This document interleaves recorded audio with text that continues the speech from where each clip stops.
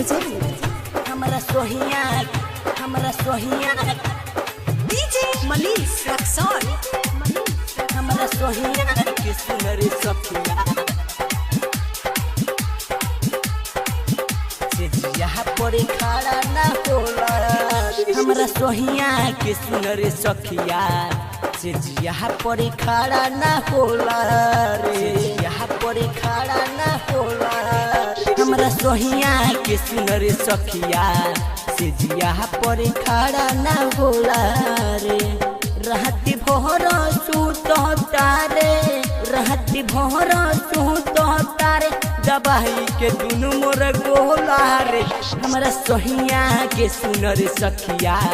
से यहाँ पर खड़ा ना होला रे यहाँ पर खड़ा ना होला हमरा सोहिया के सुनर सखिया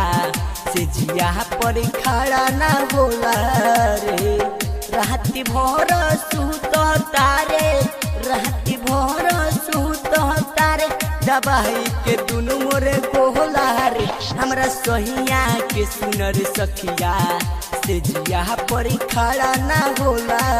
रे डीजे मनीष रक्सौल हमरा सोहिया के सुनर सखिया मिलल न पंचक सजनावा रे केकरा से कोही कहनावा रे देखी के लोग आने बानी मारे तू के हमरो बदनवा रे तू के हमरो बदनवा रे मिलल न पुंचक सजनावा रे केकरा से कोही कहनावा रे देखी के लोग आने बानी मारे तू के हमरो बदनवा रे कितनो हम समझाई हो कितनो हम समझाई हो बाकी बात के फर्क ना होला रे हमरा सोहिया के सुनर सखिया से यहाँ पर खड़ा ना होला रे हमरा सोहिया के सुनर सखिया से यहाँ पर खड़ा ना होला रे हमरा सोहिया के सुनर सखिया डीजे मनीष रक्सौल से यहाँ पर खड़ा ना होला रे अवधेसिया रवा लूटे लहरावा रहनी जब हम कुआरा रे राइटर श्याम देहाती होटेले बहर खूबे दुल्हार रे बहर खूबे दुल्हार अवधेसिया रवा लूटे लहरावा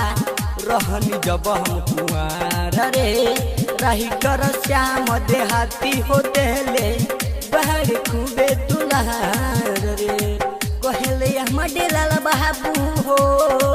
कहले हम डेलाल बाबू हो आज आई बतोरा टोला रे हमरा सोहिया के सुनर सखिया से यहाँ पर खड़ा ना होला रे हमरा सोहिया के सुनर सखिया से यहाँ पर खड़ा ना होला रे इनरवा बाजार।